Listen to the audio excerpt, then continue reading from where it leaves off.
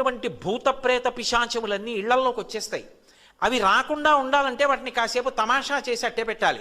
అందుకని శ్మశానంలో ఆయన నర్తన చేస్తుంటాడు. ఆ నర్తన చేస్తూ అవన్నీ అక్కడ కూర్చుంటాయి. రెండో కారణం ఎందుకుంటానో తెలుసా పార్వతి?